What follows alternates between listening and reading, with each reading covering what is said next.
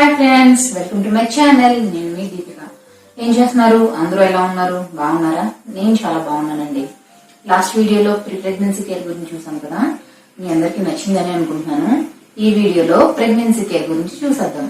Pregnancy care లో first trimester ఎలాంటి care తీసుకోవాలి అండ్ అలాగే డాక్టర్స్ చాలా స్కాన్స్ రాస్తారు కదా, ఆ స్కాన్స్ అన్ని తీయించుకోవాలా వద్దా, అసలు దేనికి ఆ స్కాన్స్, ఇవన్నీ ఇప్పుడు ఈ వీడియోలో చూసేద్దాం. అండ్ ఇంకొకటండి, ఇది మీరు ప్రొఫెషనల్ అడ్వైజ్ లాగా మాత్రం తీసుకోకండి. నేను జస్ట్ నాకు తెలిసింది మీతో షేర్ చేసుకుంటున్నాను. సో మీకు ఏమైనా ప్రాబ్లమ్స్ ఉంటే కంపల్సరీగా డాక్టర్ని కన్సల్ట్ చేయండి. ఇంకా లేట్ చేయకుండా వీడియోలోకి వెళ్ళిపోదామా?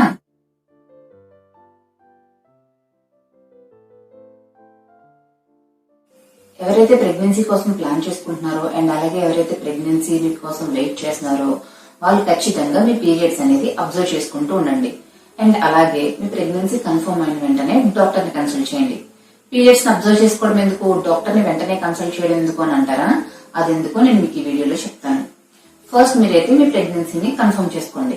మీ ప్రెగ్నెన్సీని కన్ఫర్మ్ చేసుకోవడానికి ఇప్పుడైతే ఎవరు డాక్టర్ ని అయితే కన్సల్ట్ చేయట్లేదు కదండి, అందరూ ప్రెగ్నెన్సీ కిట్స్ యూజ్ చేస్తున్నారు. సో మీరు కూడా ప్రెగ్నెన్సీ కిట్ యూజ్ చేయండి.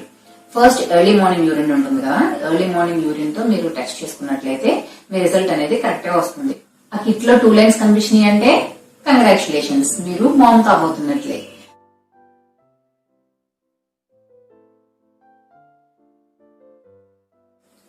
అసలు 2 లైన్స్ చూడగానే వాళ్ళ ఆనందానికి హద్దే ఉండదండి.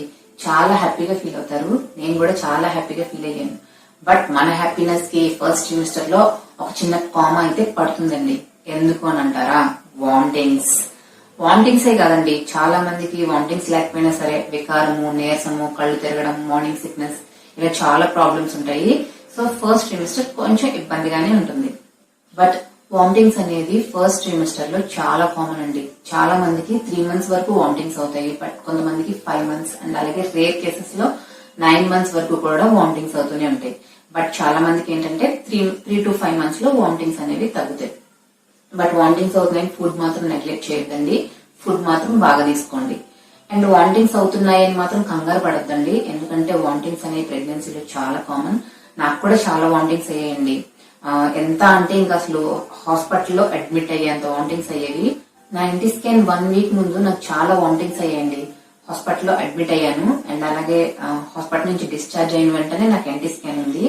నేను ఎన్టీ స్కాన్ వెళ్ళగానే డాక్టర్ చెక్ చేస్తుండగానే ఫస్ట్ అడిగిన క్వశ్చన్ బేబీ ఎలా ఉంది అని. ఎందుకంటే 1 week నుంచి వామిటింగ్స్ అవుతూ ఉన్నాయి అండ్ అలాగే ఎక్కువ వామిటింగ్స్ అవడం వల్ల కొంచెం స్టమక్ కూడా పెయిన్ వస్తూ ఉంటుంది. సో నాకు చాలా భయం వేసింది అండ్ అలాగే కంగారు అనిపించింది. ఇన్ని వామిటింగ్స్ అవుతున్నాయి, బేబీ ఎలా ఉంటుందో ఏంటో అని నేను డాక్టర్ని అడిగాను. సో డాక్టర్ చెక్ చేసి ఏం పర్వాలేదు, అంతా బానే ఉందని చెప్పారు. ఫస్ట్ సెమిస్టర్ లో వామిటింగ్స్ అనేది కామన్, ఏమి కంగారు పడక్కర్లేదు, ఏమి టెన్షన్ పడక్కర్లేదు అని చెప్పారు. అండ్ అలాగే ఏంటంటే ఇది హార్మోన్ చేంజెస్ వల్ల వామిటింగ్స్ అనేవి అవుతాయి, ఇది కూడా చాలా మంచిది అని చెప్పారు. బేబీకి ఏమీ అవ్వలేదు, అంత బాగుంది అన్నారు. అంత బాగుందన్నా కానీ రిలాక్స్ అయ్యానండి. సో మీరు కూడా ఏం టెన్షన్ పడకండి. వామిటింగ్స్ అవుతున్నా సరే ఏం కంగారు పడద్దు, పర్వాలేదు, ఏం కాదు. బట్ కొంచెం కేర్ అనేది తీసుకోండి. సో ప్రెగ్నెన్సీ కన్ఫర్మ్ అయ్యాక డాక్టర్ కన్సల్ట్ చేయమన్నాం కదా వెంటనే. ఎందుకు అనంటే మాక్సిమం అందరికి 5 to 6 weeks లో ప్రెగ్నెన్సీ అనేది కన్ఫర్మ్ అయిపోతుందండి. కన్ఫర్మ్ అయ్యాక మీరు వెంటనే డాక్టర్ ఎందుకు కన్సల్ట్ చేయాలి అని అంటే 6th week లో ఎర్లీ ప్రెగ్నెన్సీ స్కాన్ అనేది చేస్తారు. ఈ ఎర్లీ ప్రెగ్నెన్సీ స్కాన్ లో ఏంటి అంటే మన ప్రెగ్నెన్సీ కరెక్ట్ ప్లేస్ లో ఫామ్ అయిందా లేదా అనేది చూస్తారు.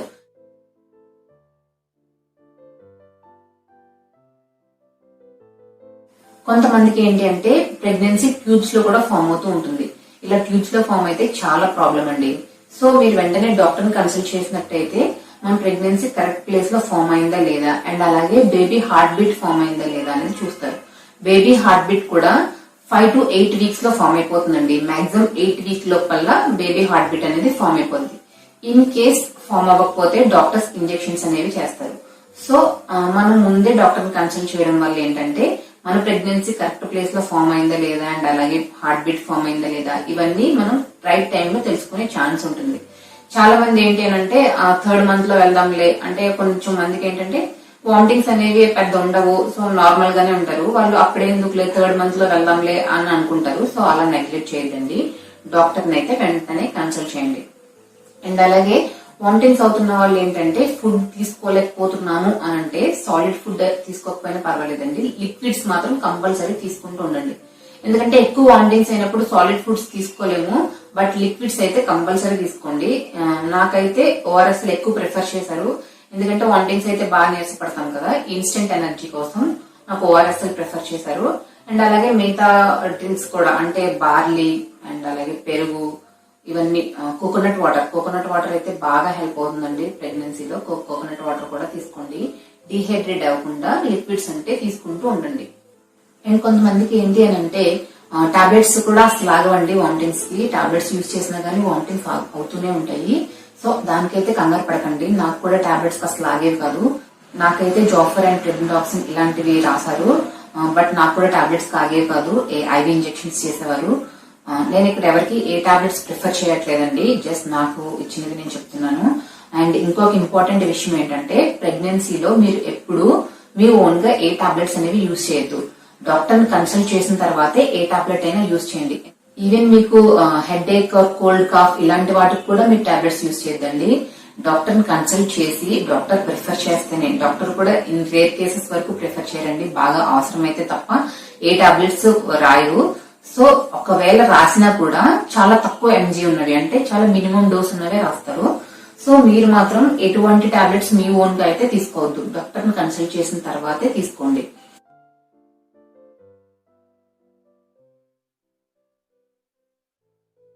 ఫస్ట్ 3 to 4 months అందరికి ఫోలిక్ యాసిడ్ అనేది రాస్తారండి. ఇవి మాత్రం ఎవరు స్కిప్ చేయొద్దు, కంపల్సరీగా యూజ్ చేయండి. ఎందుకంటే ఫోలిక్ యాసిడ్ అనేది బేబీ గ్రోత్ కి చాలా హెల్ప్ అవుతుంది. మెయిన్ బేబీ ఫామ్ అయ్యేటప్పుడు first brain and spinal cord అనేది ఫామ్ అవుతుంది. సో ఇవి ఫామ్ అయ్యేటప్పుడు కరెక్ట్ గా ఫామ్ అవడానికి అండ్ అలాగే కరెక్ట్ గా క్లోజ్ అవడానికి ఫోలిక్ యాసిడ్ అనేది బాగా యూజ్ అవుతుంది. సో ఫోలిక్ యాసిడ్ అయితే ఎవరు టాబ్లెట్స్ స్కిప్ చేయొద్దు, కంపల్సరీగా వేసుకోండి. అండ్ నెక్స్ట్ ఏంటి అంటే 3rd month last or 4th month first లో, అంటే మాక్సిమం 12-13 weeks లో మనకి ఎన్టీ స్కాన్ అనేది చేస్తారు. సో ఈ ఎన్టీ స్కాన్ లో ఏంటి అని అంటే బేబీ గ్రోత్ అనేది చూస్తారు. అంటే బేబీ ఆర్గన్స్ అన్ని కరెక్ట్ గా ఫామ్ అయ్యాయా లేదా, అంటే స్పైనల్ కార్డ్ అది కరెక్ట్ గా ఫామ్ అయిందా లేదా, బ్రెయిన్ డెవలప్మెంట్ ఎలా ఉంది, ఇవన్నీ ఎన్టీ స్కాన్ లో చూస్తారు. సో ఈ ఎన్టీ స్కాన్ కూడా మీరు అస్సలు మిస్ చేయొద్దు, ఖచ్చితంగా మీ ఎన్టీ స్కాన్ అనేది తీయించుకోండి.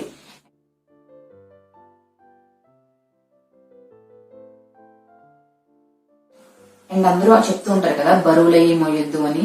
సో ఫస్ట్ సెమిస్టర్ లో అస్సలు మోయొద్దండి, బరువులయ్యి మోయొద్దు, బాగా రెస్ట్ తీసుకోండి. అండ్ అలాగే దూరం ప్రయాణాలు, ఎక్కువ దూరం ట్రావెల్ చేయడము, గతుకుల రోడ్ లో వెళ్ళడము ఇలాంటివి అస్సలు చేయొద్దు. బాగా రెస్ట్ తీసుకుని కేర్ గా ఉండండి. ఎందుకంటే ఈ టైంలో బేబీ చాలా సెన్సిబుల్ గా ఉంటుంది కదండి. సో బాగా మీరు కేర్ తీసుకుని రెస్ట్ తీసుకోవాలి.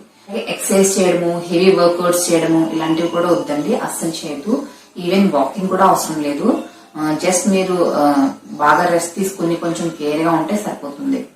బాగా బ్యాలెన్స్ ఫుడ్ తీసుకోండి, అంటే విటమిన్స్, మినరల్స్ అన్ని మిక్స్ అయిన ఫుడ్ తీసుకోండి. అండ్ ఒకవేళ ఫుడ్ తీసుకోలేకపోతున్నాము అని అంటే లిక్విడ్స్ మాత్రం అస్సలు అవాయిడ్ చేయదండి, లిక్విడ్స్ తీసుకుంటూ ఉండండి. బార్లీ, కోకోనట్ వాటర్, ఓఆర్ఎస్ఎల్ ఇలాంటివన్నీ తీసుకుంటూ ఉండండి. ఎందుకంటే డిహైడ్రేట్ అవ్వకుండా, వామిటింగ్స్ అయ్యేటప్పుడు డిహైడ్రేట్ అవ్వకుండా ఉంటుంది. సో వాటర్ బాగా తీసుకోండి. కోకోనట్ వాటర్ ప్రెగ్నెన్సీలో చాలా హెల్ప్ అవుతుందండి. సో కోకోనట్ వాటర్ కంపల్సరీగా తీసుకోండి.